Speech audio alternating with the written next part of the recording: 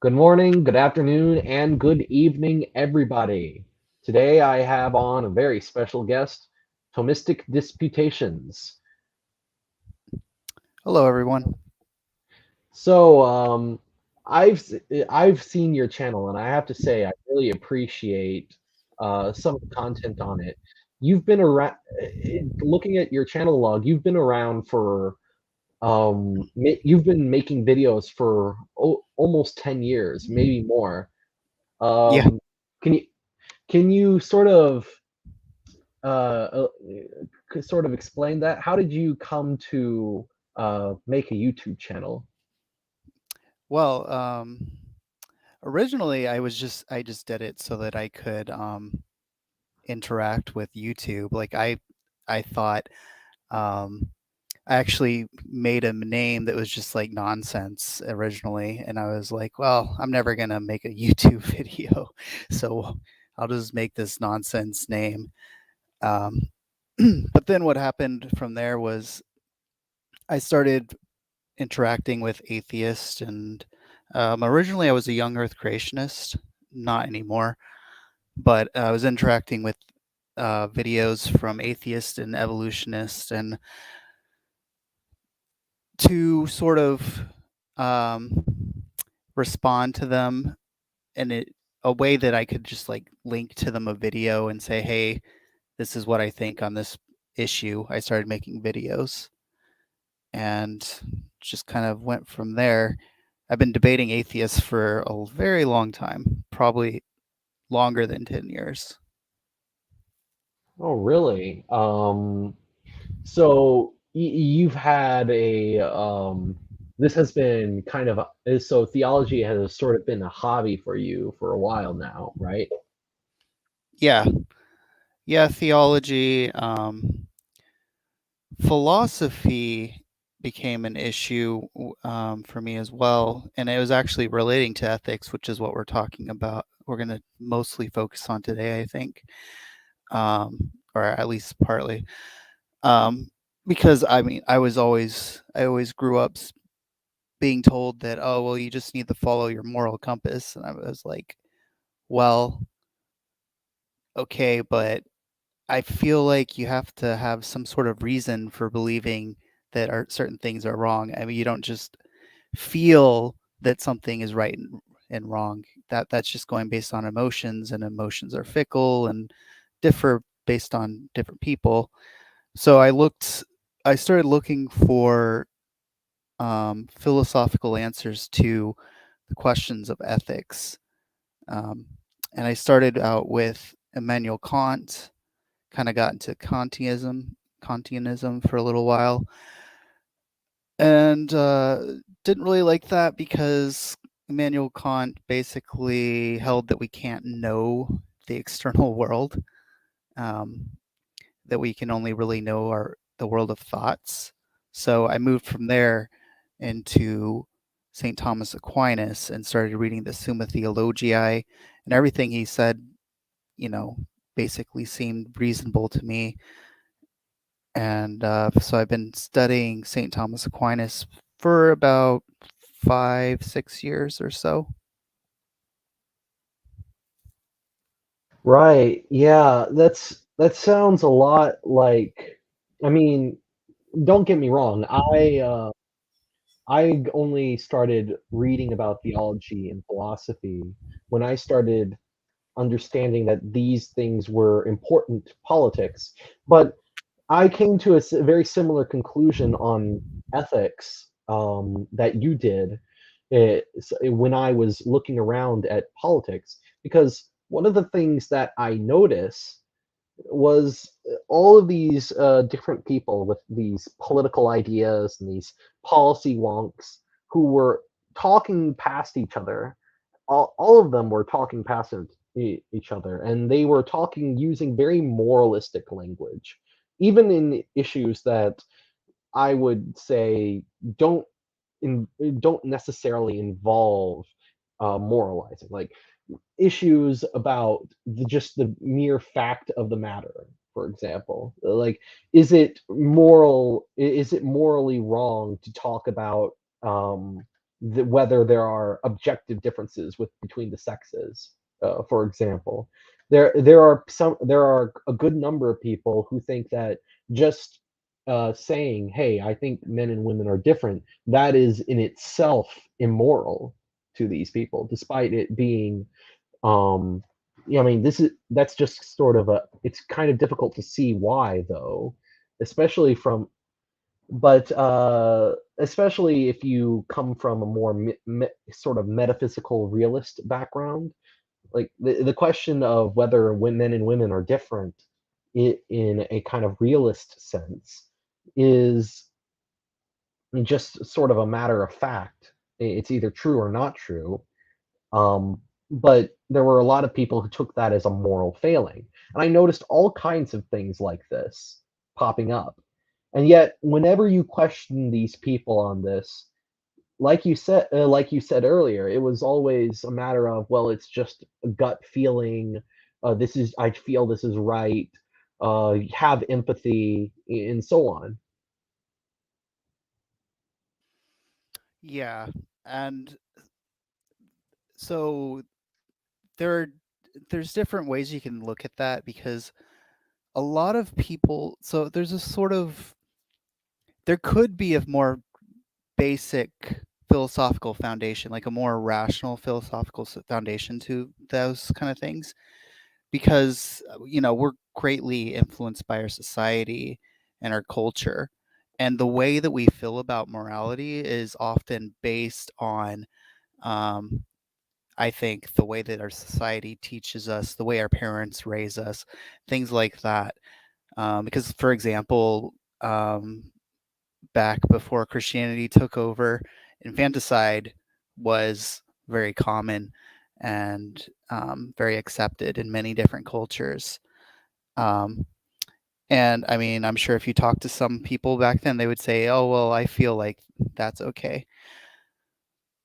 But anyway, my point is that there are philosophical bases for that more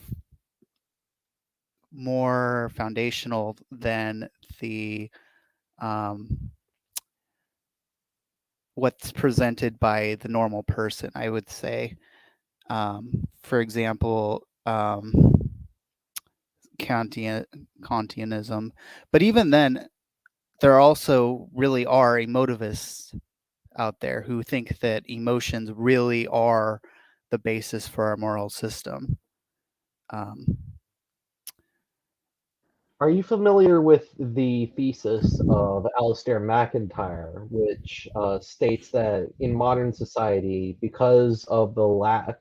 of because of the loss of our sort of Aristotelian teleology, all ethical discourse operates as though emotivism were true? mm-hmm.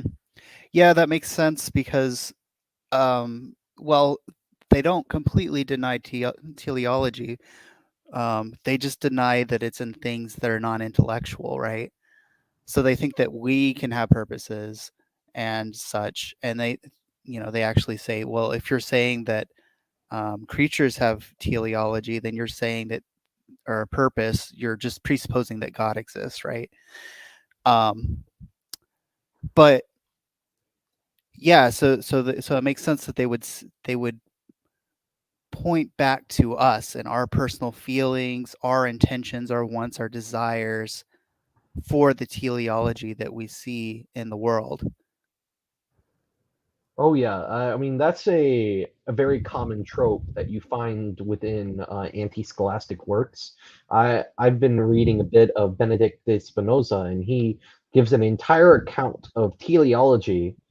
Um, and he says, tell me if you've heard this one before. He says that people keep the idea of teleology came about because people looked at the world and saw that different objects seemed to serve their interests, and then concluded from that those objects must have been put there by a higher power to serve those purposes. Mm-hmm. And he says that that is the source of teleology and that it's fallacious and that because that is the source, the whole the thing is fallacious. But you and I both know that that's not really what the Thomistic or the Aristotelian view of teleology actually is. Right. I mean, another thing you'll also hear a lot from new atheists is, well, we're just people who can recognize patterns. We're just recognizing patterns and assuming, and that's kind of more like a Humean response. But of course, like you said, I think it's missing the simplicity of what teleology is, which I'll just say it's basically just that things tend to act in a particular way. So, like, for example, the eye tends to see, it doesn't tend to shoot out lasers, right? Yeah, exactly. Although it would be cool if it did. Right. And that's not just random chance. It's not just random chance that the eyes don't shoot out lasers. I mean, maybe if people will argue that evolution is random chance, et cetera, which isn't completely true. But even if it were true, that's a separate issue. The fact that eyes right now see is due to the nature of an eye, um, which includes its structure and its powers and all of that kind of things. It's not just it doesn't just happen to see, and so that's teleology right there. Right, right. And it can even, I mean, you see this even within modern analytic philosophy. There is you see the Aristotelian idea of teleology coming back through there's this term called physical intentionality, where people notice these philosophers notice that, well, when you shatter stone, when you shatter glass or shatter stone, it tends to shatter in a particular way. When lightning travels, it tends to travel in a certain way. And so we can say that these non-conscious, non-rational things like lightning or the stone or the glass have a tendency toward certain outcomes. Uh huh.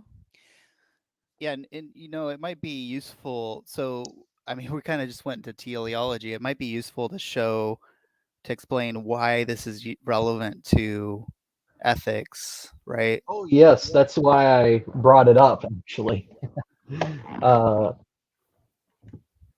so what, in your view, why is it valuable to an ethical worldview? Okay, so I think there's two different things we have to distinguish here. So, a lot of people will confuse what good means, and they'll refer to good as if it only applies to moral goodness, which applies to human beings and what we ought to do, right? But there are goods beyond what we ought to do and what we desire. And this kind of goes back to the locating all morality to our desires, our personal human desires. Um, a plant, for example, what's good for it, according to normal English language, right, is going to be growing and producing seeds, producing fruits, um, basically just fulfilling its natural ends. That's what we mean by good. And, like, we would say that water is good for plants because it helps it to achieve those natural ends. Another example would be the eye, as we were saying. What's good for the eye is for it to be able to see. We say a bad eye is one that can't see. Now, of course, a lot of modern people are going to say that, oh, well, that's just because we want it to be there. But I could want a plant to die, right, and still realize that it's not good for a plant to be sickly, or or for it to die. or fail to produce fruits. It might be good for me, but it's not good for the plant, because the plant has this natural tendency towards producing those things. So this goes to what Aristotle's definition of the good is. The good is that which is necessary, or the good is the end that things are seeking or tending towards. It's the end of the natural tendency. Right. And natural tendencies, just so we're clear with the audience, natural tendencies are not just something like an inborn inclination. Like if someone were born with an inborn inclination towards alcoholism, as some scientific studies claim some people are, that doesn't mean alcohol drinking a lot of alcohol is good for that person. It means that person the inclination, the kind of inclination that St. Thomas talks about is much deeper than the level of conscious desire or genetics. It goes right to the very nature of what a thing is. Right. So the thing is, yeah, so there can be what it's about what the thing is and what it does according to what it is. So, I mean, obviously, a blind eye doesn't have a tendency. Well, okay, so it doesn't actually happen to see. A blind eye doesn't, because it's not capable to. However, it does still have a natural tendency, according to what it is, to see. Um, so to understand this, I think we have to go to more basic philosophy. Um, so you have to think about, for example, here's an example I use. Um, a dog is a four-legged animal, right? But what do we mean by that? Because there are some dogs that are three-legged, right? Um, and we don't say, well, those are not dogs. So how can we say that a dog is a four-legged animal, but also there are dogs that are three-legged? Seems like a contradiction. So what's actually going on here is that whenever we're defining what things are, I think that what we're saying is what its natural tendency is.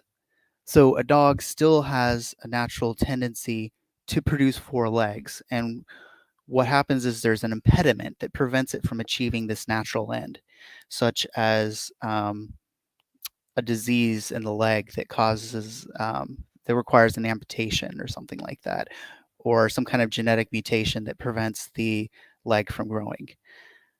So that's the more fundamental level. The more fundamental level is what the creature is, and then there's a level above that is, or after that is the properties that are actually being produced, the properties that flow from the essence or what the creature is. I would also add to that the people I've seen deny that.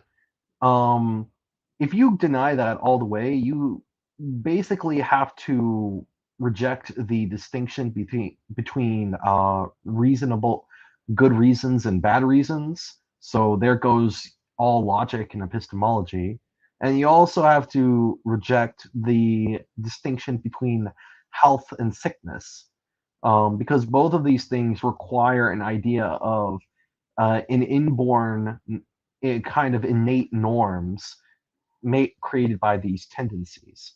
Um, for example, we as Thomists can say that, sorry, we can say that a good reason is one that fulfills the purposes of a reason, which is to get us closer toward the truth of things.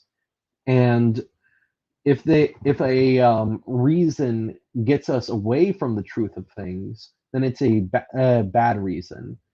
Um, the so a re and This includes fallacious arguments. Even if the fallacious argument just so happens to get to the truth accidentally, the the reason is still bad because it's not in line with how reason ought to be.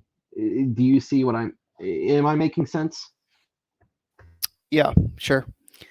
And I mean, I think that so like, um, I mean, we know that we have essences because um, there are tendencies um, that actually are that actually happen. So you have to ask like why does an eye um, tend to produce sight rather than shooting out lasers? So one thing you could say is, or what we would say is that there's something that limits the eye to doing that, and that's just what we call the essence of a thing. But to get back to what I was saying, I wanted to, because I explained what the good is in general, and I wanted to talk about what the good is whenever we're talking about moral goodness, because that's the distinction that I made there. Of course, of course. What is moral goodness and how does it relate to goodness as such? Right. So I would say that moral goodness is what is good for the will. So, because ultimately, whenever we're talking about moral goodness, it's what we ought to will. So, it's what's good for the will, it's the end that the will is tending towards. Um, so, that's what we have to look at whenever we're talking about moral good. So, it may not be moral good, could be distinct from um, the good of other things. Like it could be good for a plant to grow, but it could not. It could be, but our moral goodness could be making the plant die. It could be separate. So, but what we have to do is ask the question: is what is the last end of the will? What are we ultimately tending towards as a last end? And of course, the answer of St. Thomas Aquinas is going to be God, which is the good itself, the universal good. And so this is sort of how morality goes beyond just our personal interests to the good itself, because the good itself is the last end of the will. So, do you have anything to say on that before we continue? Yeah, there, yeah, it's actually kind of interesting because most people, they, a lot of people, especially even some of the of Thomas Aquinas's fellow scholastics, tend to divide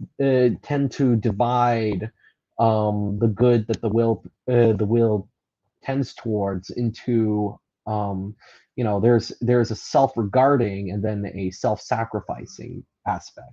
You see this in a lot of modern thought, in the dichotomy between egoism and altruism, but also within some of the scholastics like Saint Anselm and Duns Scotus, where they believe that the will could there's part of the will that tends towards the self advantage, and then there's another part of the will that tends towards love of the other. But St. Thomas sort of rejects that dichotomy and says that, the same will tends towards the ultimate good, and it also can tend towards the good for the self too at the same time, and there's not really any contradiction.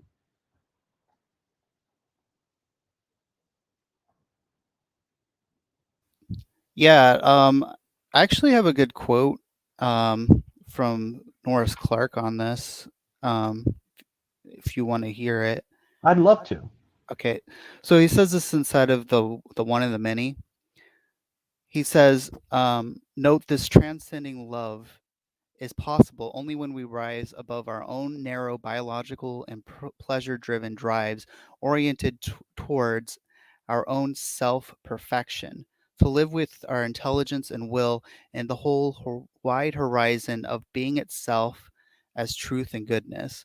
We then become able to recognize and appreciate, value the good wherever and for whatever it is, thus tending as far as we can towards a subjective view subjective viewpoint that totally coincides with the objective viewpoint of being itself, which really means, and this is important, towards the God's eye view of both knowing and willing all being as true and good as it really is in the total order and harmony of God, or under God, as its source. We can love even ourselves, not as the center of the universe, but exactly as we are in our proper place in the harmony of the whole. So the basic idea here is, so since our last end is God, and what God is to love all of the creatures insofar as they have being, which there's other arguments for that, but God, in loving God, we also love everything else. So we're not loving ourselves first and primarily. We actually love ourselves through the love of God, which is also the love of all other creatures. And so we kind of transcend ourselves in even loving ourselves, by having love itself, goodness itself as our last end. Right. And I think that Eve makes much more sense also when you think about love in the way St. Thomas does. So, in a lot of modern day discussions about love, people tend to take love as a kind of passionate desire for another person. How does that view differ from St. Thomas's view and the Thomistic view of what love is? Sure. So St. Thomas says that love is willing the good of another. So it's simply to love, to will the good of another, and that's not necessarily separate from a desire, but of course it's not like a romantic kind of passion, because that has more to do with procreation and um, pair bonding kind of things. But it's just Right, simply loving another, or willing the good right. of another. Right, right. Yeah, I've seen some people say that, when they hear God is love, they think, oh, God is emotional. And I've even seen some atheist types claim that Jesus and God are polyamorous because they love everybody, which is no, I'm serious. There are people out there who Yeah, believe this. no, I know. Yeah, I mean, in our modern culture, there's a view. Basically, we've confused love and sex, and kind of confused it too. Um, and yeah, part of that's due to our view of love as a selfish thing, rather than just living a free act of willing the good of another. And um, so for God, it's important to also note that what willing the good of another is willing being for the other. Um, and that's because under Thomistic metaphysics, we think that the good and being are convertible, because ultimately what things are tending towards as their last end is is to be what they are, to fulfill, to the fullest what they are, which is consistent with what we were saying previously about the good. And so, I mean, you can also say that God necessarily wills the good because he's being itself, and he necessarily wills himself. And I'm sorry, this is getting kind of complicated, but in Oh no, I'm totally following you. yeah, yeah. I wonder if the audience will be able to follow though. Perhaps you could um talk a little bit about the transcendentals and how being and goodness are convertible into one another. Yeah, so I mean, what St. Thomas says, as I was saying, is that since all things seek their perfection, so first you have to understand. So perfection, what is perfection? Perfection is the actualization of what a thing is. it's the realization of it. So because if you say, like what's something that's not a perfect circle? Well, it's something that's not completely a circle. It's not completely circular. It's not actually fulfilling what a circle is. So perfection has to do with the actualization or realization of what it is. And so what St. Thomas says is that things tend to realize their perfection. They're trying to realize their perfection. The reason for thinking this is because basically that's what being is. Being is something that acts. It actualizes things. And what the creature is just saying, well, to what degree is it going to act? What degree is this being going to be realized? Because so that's what I was saying before about what it is limiting the eye to see. It's limiting it to seeing rather than shooting out lasers. So this tending towards this last end, actualizing, is the perfection. It's the good. It's being. It's what being is. Being is something that actualizes. It's the mode by which we act, because being is the principle of acting. Things can't act without being. Sorry if that's a bit confusing. It probably needs a whole video on this subject, really. Sorry, I was muted. Yeah, that's the best. I think that's the best one could do. Explaining that. I always find the discussion of the transcendentals to be very interesting when you get down to the nitty gritty. But I think how this ties back into ethics. One of the advantages of Thomistic ethics, I think, from my perspective, when you compare it to others, its competitors, is that Thomism puts the good of the person qua human at the heart of its ethical worldview.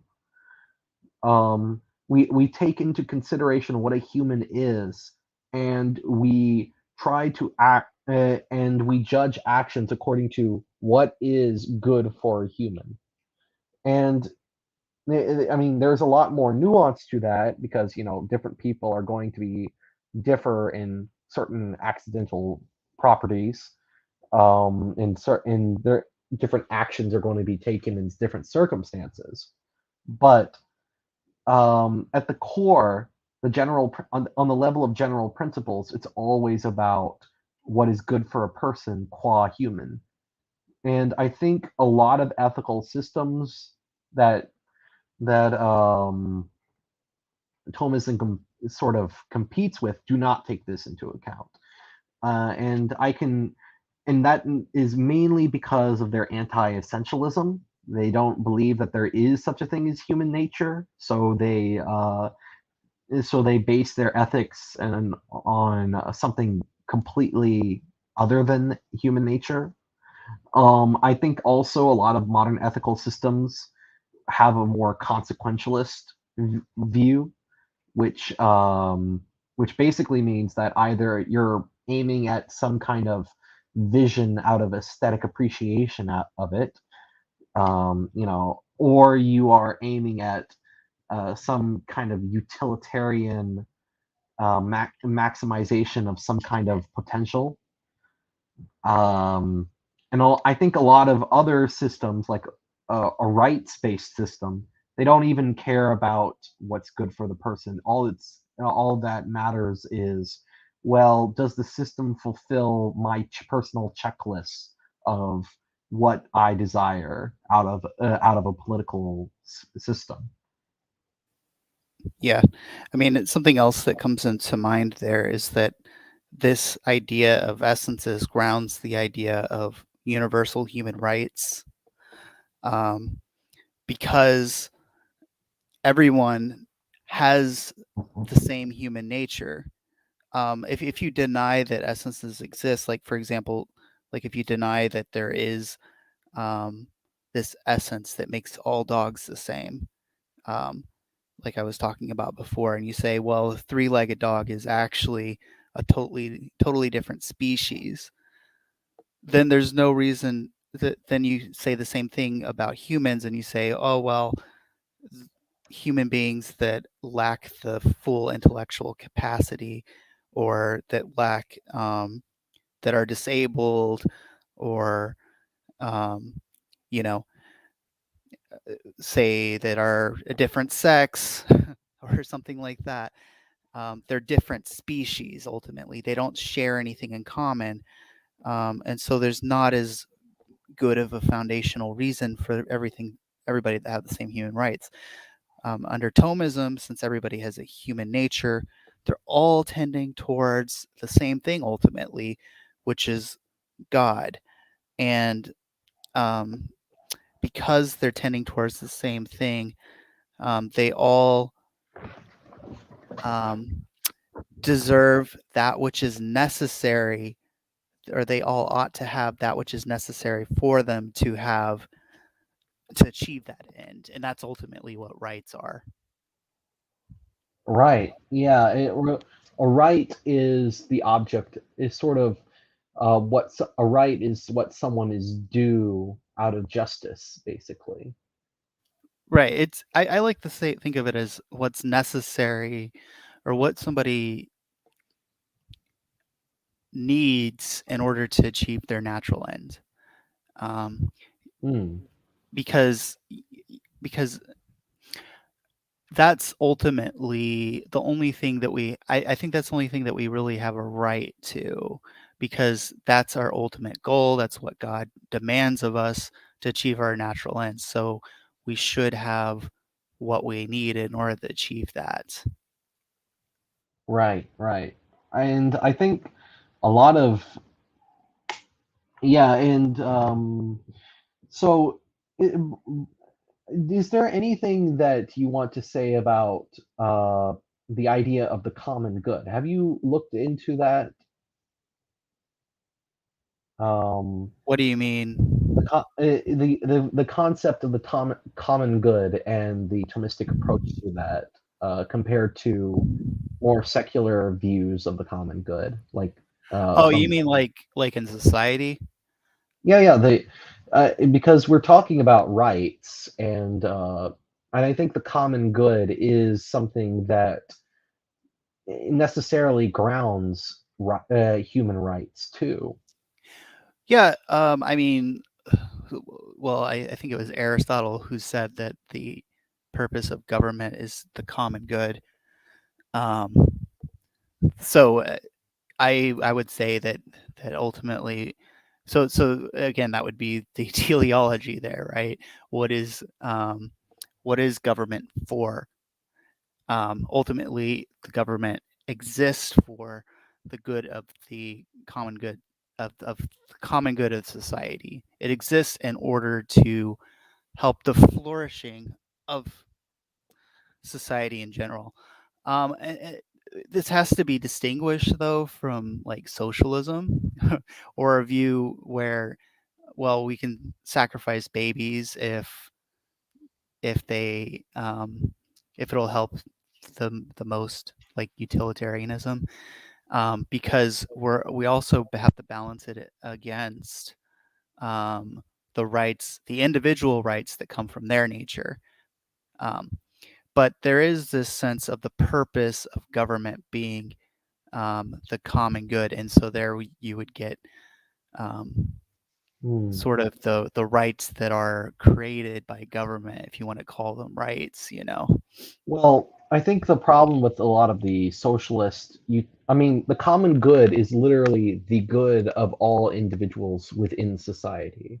It's not a, it's not something that's good for the majority and bad for a powerless minority. That's one thing um, that's one thing that needs to be addressed, and I think that's what a lot of people who approach the common good from a secular perspective seem to lack. They seem not to understand that a common good is simply a good that can be shared uh,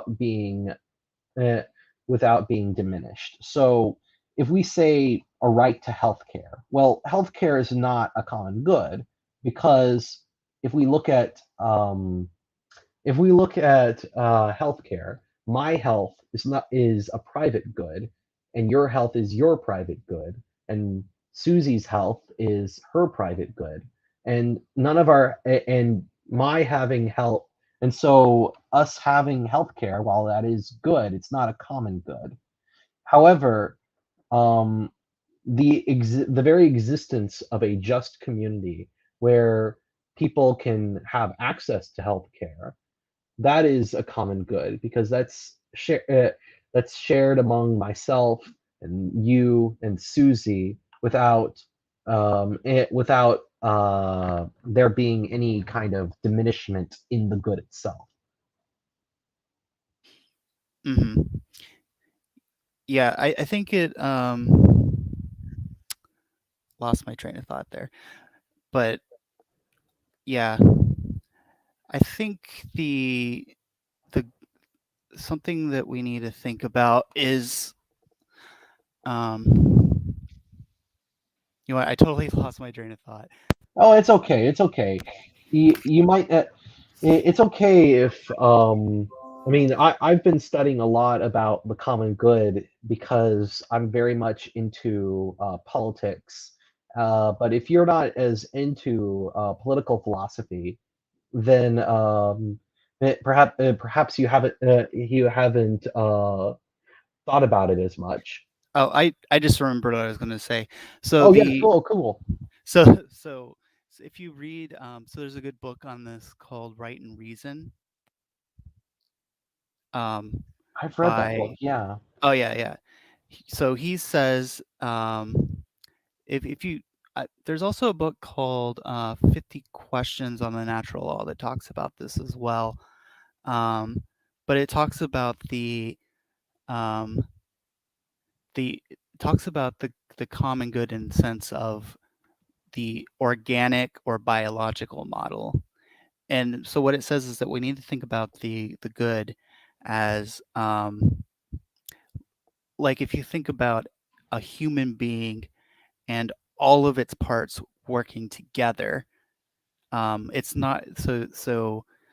For example, you wouldn't. So you need to think about well the good of the heart, the good of the liver, the good of the kidney, all of those goods working together in a society, and think about those ends being achieved, and not just the good of the whole organism. You need to think about it all together. So that's kind of how I think in Thomistic philosophy it's been explained the difference between like socialism and uh, and the Thomistic approach. Right, because in socialism, and a lot of socialistic philosophy, they tend not to have an idea of what Catholic social teaching would call subsidiarity. So they try to absorb not just the individual, but all of society, the family, the church, the various intermediate institutions, up into this communitarian blob of the state. And the problem with that is it doesn't respect the good of the people as such. So you're actually not achieving the common good by doing that because you're not because the point of the government is to the point of politics, as Aristotle puts it, is to achieve common goods that people couldn't otherwise obtain if they were just living by themselves in isolation.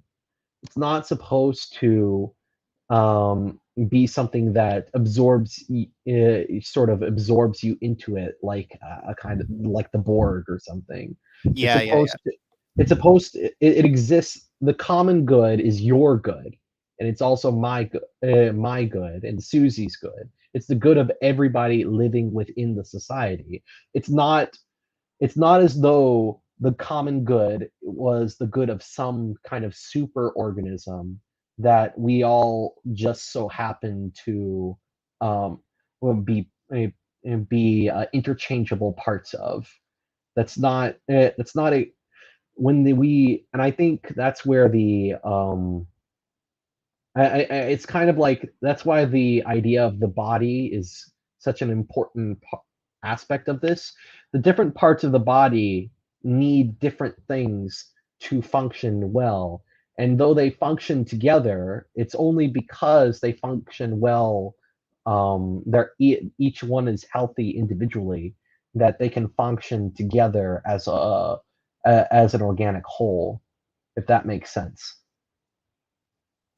Yeah, now the principle of subsidiarity is a very important principle that a lot of people don't take into account these days. Yeah, I also think that some people um, can misunderstand the principle of subsidiarity, because I've seen some conservative free market types claim that, oh, subsidiarity means small government libertarianism. Just you get the government out and let people be free to buy and sell and trade as they want. Um, but that's not exactly what it is. Subsidiarity simply means that when in order to respect a society, you need to respect the good of humans as they are. You need to have these intermediary institutions that are able to govern in addition to the state. Right. Another topic I was thinking about, I don't Hmm. know if you've seen my video on transgenderism. Oh yes, I've actually written an article on my Substack covering transgenderism. I've talked to one of my friends, Aris Kachi, on transgenderism. So I've I've done a lot, and I've also seen your video. Yeah. So if you want to talk about that, I'd love to. Well, I was just thinking because the whole idea about essences and purpose relate really well to this idea of transgenderism, because ultimately what they're trying to say is that what somebody is just boiled down to their emotions. If they feel like a man or if they feel like a woman, then that makes them a man or makes them a woman. So they're removing essences first, and then they're saying, well, the only purposes that there are in the world, the only thing that makes things what they are, is our pattern recognition. It's what we want things to be. And then they're saying that, and then it just flows out of that. It flows out of a rejection of teleology and essences, that, well, if you feel like a woman, you're a woman. Yeah, because there's nothing because and I think that's because of this kind of technological mindset is a huge part of it, and also the individualist mindset. So first, individualism sees the individual's desires as sovereign in a way, because you yourself and your self-interest are what is the, I suppose, the under liberalism, the efficient cause of the political order is the collective self interests of rational individuals. And so this is where you see the idea of the state of nature in Hobbes and Locke, for example. And I think that's and what that assumes is that your desires, what you want, can't be wrong, because that's what the entire political system is based on. So anything restraining your desires, any restraint on your desires is going to have to justify itself only by appealing to the desires of another person. This is where you get the idea of the harm principle, where the only time you can be restricted in your actions in any way is if you are interfering with the fulfillment of others in a Yeah, direct way, in this kind of direct utilitarian way. or consent-based ethics, Yeah, where it's okay as long as you consent to it. Yeah, exactly. And the other side of that is this technological mindset where we see nature as something sort of not as something we're a part of, but something that we can impose ourselves upon and manipulate to our benefit. Um, and you can see when you combine those two together, well, you get the transgender movement and the transhuman movement, and both of those are pretty much. I mean, there's a great book called From Transgenderism to Transhumanism, which talks about this idea of the freedom of form, where we can free our desiring selves from the bonds from our own natures using technology. We can transcend our embodied existence and be able to do anything and be anything we want. And that's sort of the end goal of this. And it comes from this idea that we're sort of above nature in the same way God is, which is kind of a blasphemous view in my opinion. Oh yeah, no, it's basically making ourselves God, because we define what reality is. That's precisely what God does in reality. um, I had this idea. I don't know. I'm not a historian, and I don't really study history that much. But I had this idea. I wanted to know what you think about it. I could be completely wrong, but Hmm. um, so I think that maybe this idea of individualism comes out of a Protestant sort of mindset, because like the whole idea of Protestantism is that each individual interprets the Bible. Each individual determines by interacting with the Holy Spirit what is true, what is true in the scriptures. And a lot of, like, Luther rejected Aristotle and thought Aristotle was a heretic and using, well, which he technically might have been, but he thought that it was evil to use his philosophy. And so the way I think that a lot of this individualism ideas came out of Protestantism, and then also the rejection of Aristotle kind of through the philosophy of these people. Kant was a Protestant. I think what was his name? Well, anyway, a lot of the Enlightenment philosophers were Protestants. I think they had this idea of individualism, faith based, meaning like, and not based on reason, not based on philosophy. And then they kind of reinvented philosophy from the beginning, based on this sort of individualistic outset. Well, I mean, it's. I think that your opinion on that in this kind of liberal individualism came from the Protestants.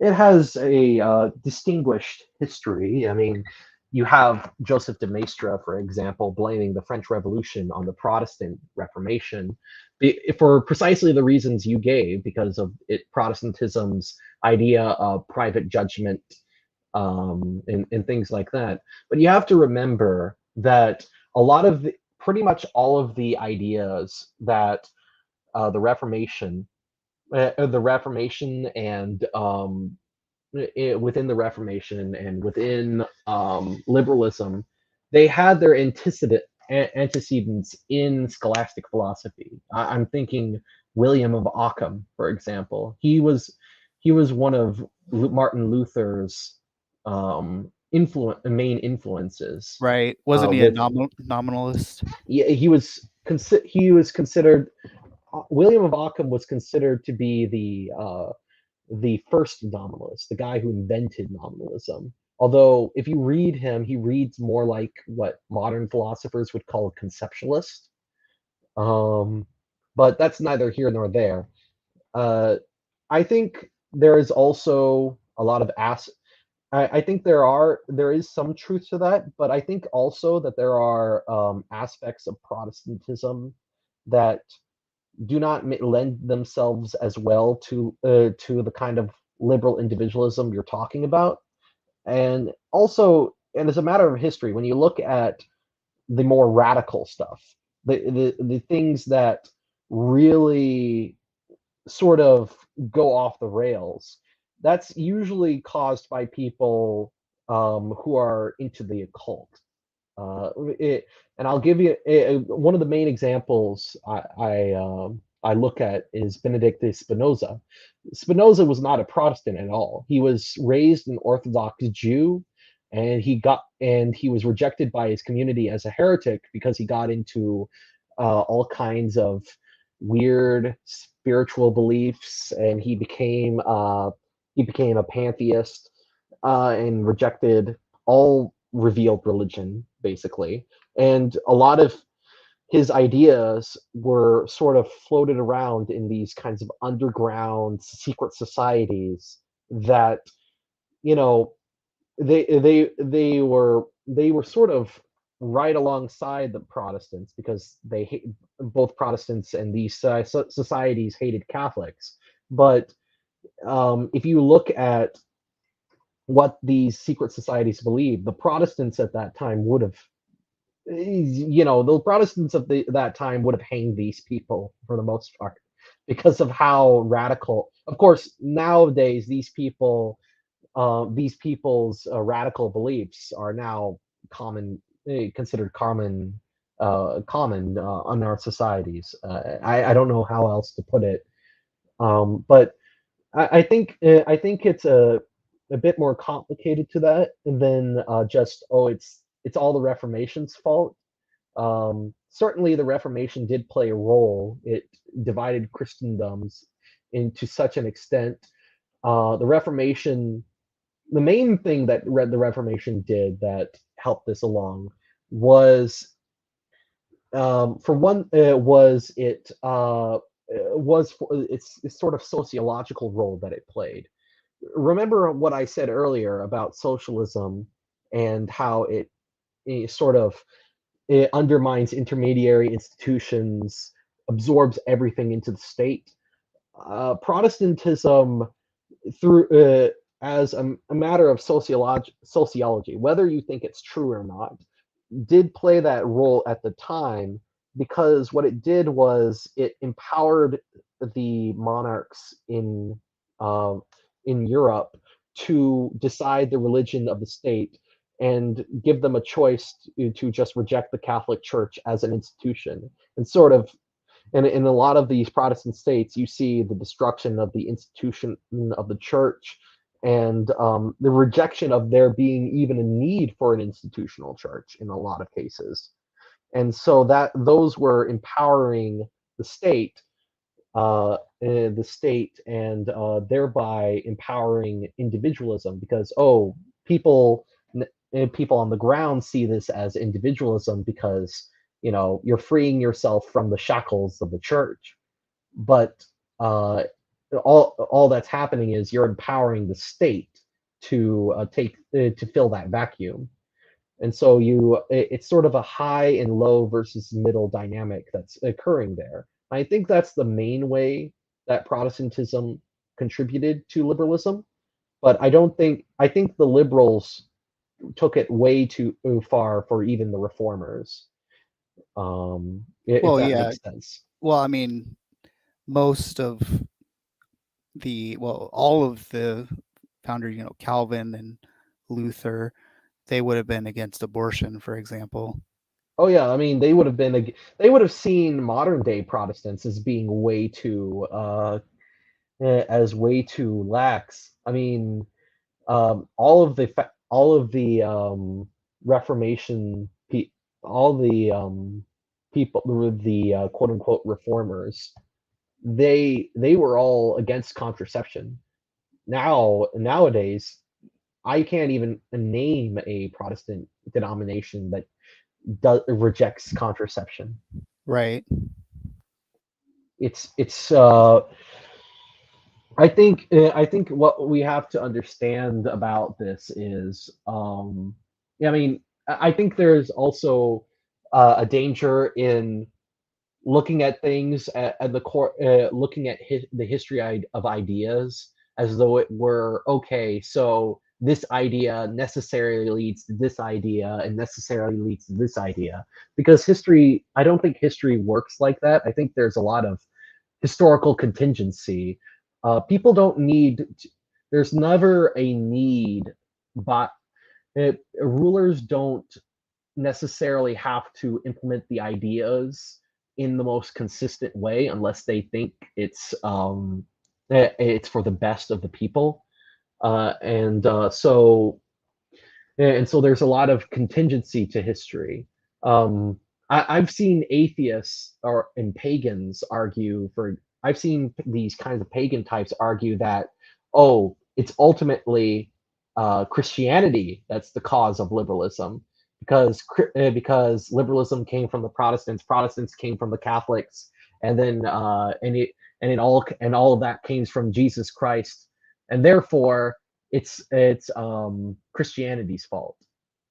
Uh, and so if you and that's sort of and you can take that all the way back. I've seen people argue that that everything that's happened now is because of some mistake intellectuals made after the Bronze Age ended. They take it all the way back to the post-axial age religions and things like that. It's so you got to be careful when you're writing a history of ideas in such a way. Yes, there are logical connections between ideas, but the logical connections and how they actually between ideas and how they play out in history, there's not as much a one-to-one correlation, if you know what I mean. Yeah, you mean it's not, it doesn't necessarily follow, even though it happens to be a causal. Oh yeah, yeah. I mean, the you can make the logical argument that Protestantism leads to this kind of hyper individualism if you focus too much on the private judgment and this aspect, and logically it could follow. But as a matter of historical contingency, there's no reason why it had to go that far. I mean, Martin Luther Martin Luther, when he saw that the peasants were revolting because of their particular reading of scripture, uh, he had the German princes go.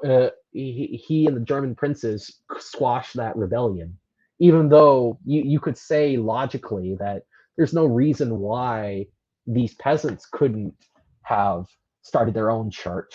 But as a matter of historical contingency, Luther said, no, that's wrong. Yeah, I don't think that it like logically follows, because they could have held to continued the hold to natural law reasoning. There's no reason. I mean, well, other than they rejected teleology, but Yeah, yeah, it's a very history, especially the history of ideas, is very complicated. Although ideas have consequences, um, it's not as though once a ruler has an idea, um, all the logical consequences of that idea just happen out of necessity. There are certain contingent factors coming in too. Like we can point to the fact that although you can make the argument that although if you took Thomas Hobbes's sorry, that's my dog.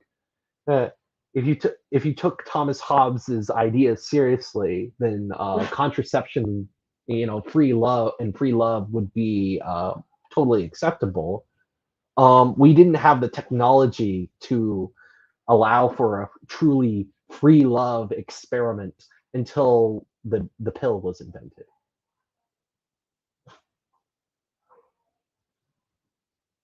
Hello? You're muted.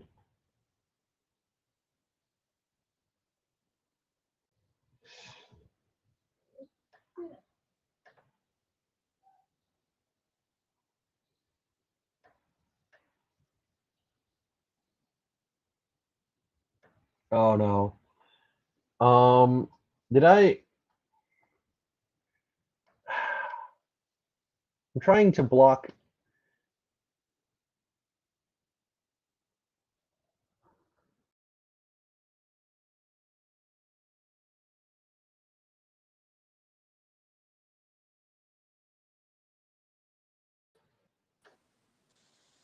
Hey, Hey, I think I think there's something wrong with my stream.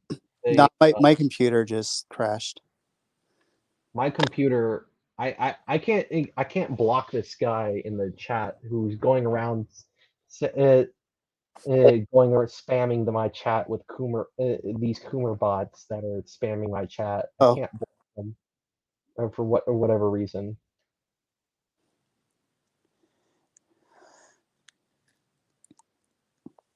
hey, there's this. Speaking about history, there's this good blog post by Dr. Edward Fazer. I think it's something like "The Sexual Revolution Eats Its Children" or something like that. Um, he goes into, I don't know what you think about this, but he says that Plato actually predicted that democracy would lead to sort of this idea because of the egalitarianism of the society that it would ultimately lead to a corruption because of the idea that, well, we need to treat everyone's um, personal pleasures equally and try to fulfill everyone's desires and everyone what they want. I don't know if you've heard of that before, but I read his article on that. I think there's a lot of truth to it as far as it goes. Certainly, democracy as a way of running society. Uh, Hello? Um, you just made a weird sound. sorry, go ahead. Go ahead. Okay, okay. Yeah, certainly democracy as a kind of system of the as a kind of system, a political system, lends itself well to that kind of egalitarianism and libertinism, because if the idea of your if the legitimacy of your system depends on fulfilling the desires of the masses, and then you're going to go to the lowest common denominator eventually. Um, Rather, a political system should be about growing the virtue of the masses and not just fulfilling whatever happens to be the lowest common denominator desires.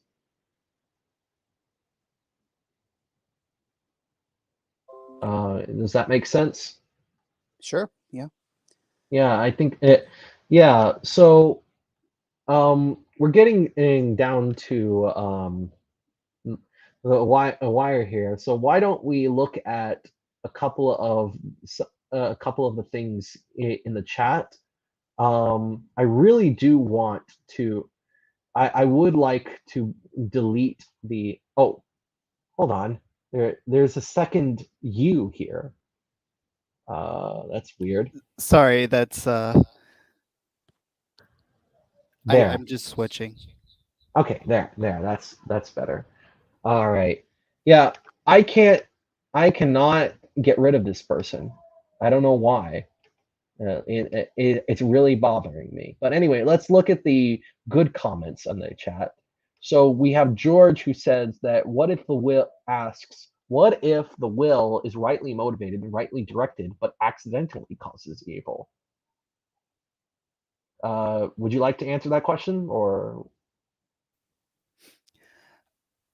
Well, so I think so. Obviously, I would say, I mean, this would be where the principle of double effect comes in, which I probably couldn't recite off the top of my head perfectly, but it's technically okay as long as the accidental evil isn't worse than the good that you're trying to intend.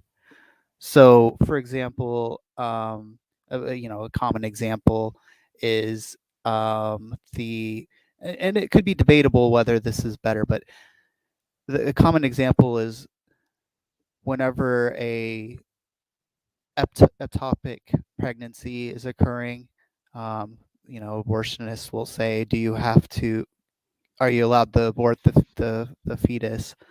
Um, and what the church has generally said is that what you're doing there is trying to remove the fetus to save the life of the mother, to help the mother. You're not intending to kill the fetus, right? Or if also if there's like a cancer and you take some cancer drugs and the woman happens to be pregnant, the intention there is to save the life of the mother, and it happens to kill the fetus according to the church and also by um, consequent Thomistic philosophy. That's fine as long as we say that the evil accidentally caused is not greater than the good intended.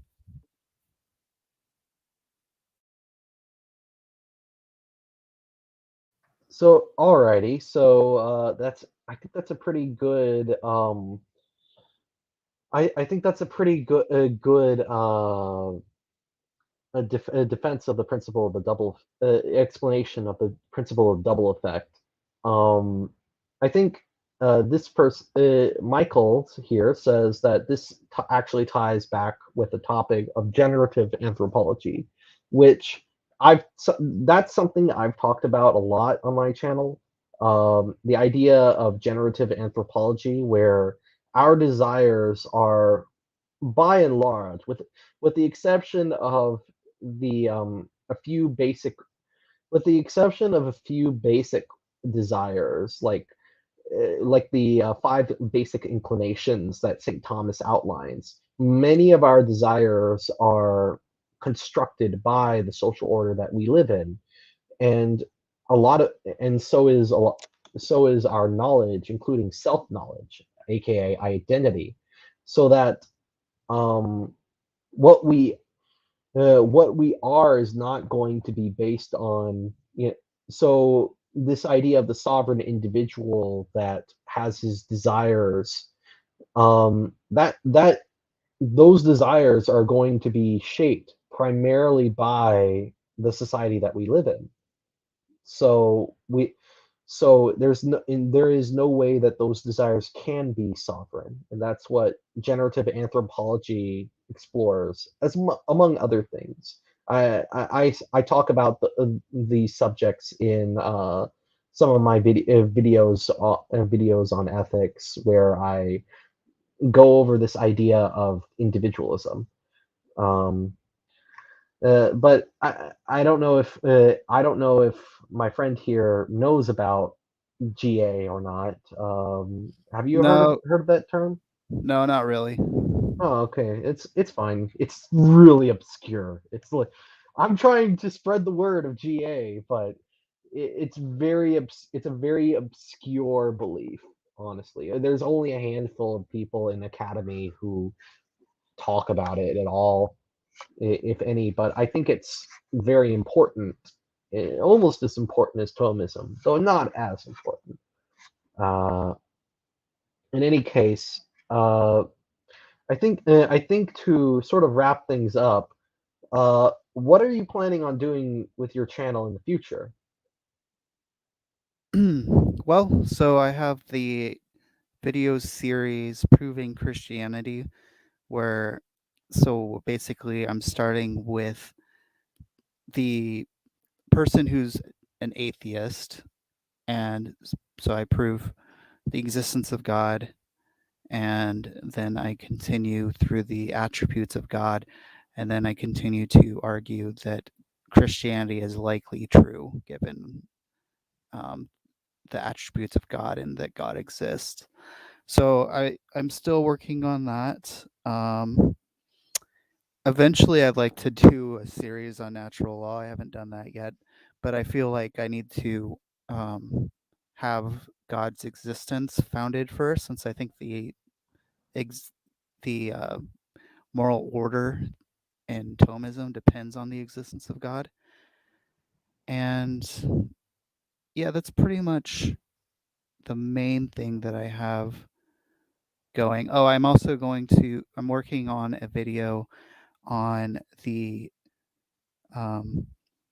argument for motion and how that relates to the essence existence distinction, and the dienta essentia, which is one of St. Thomas's proofs for the existence of God.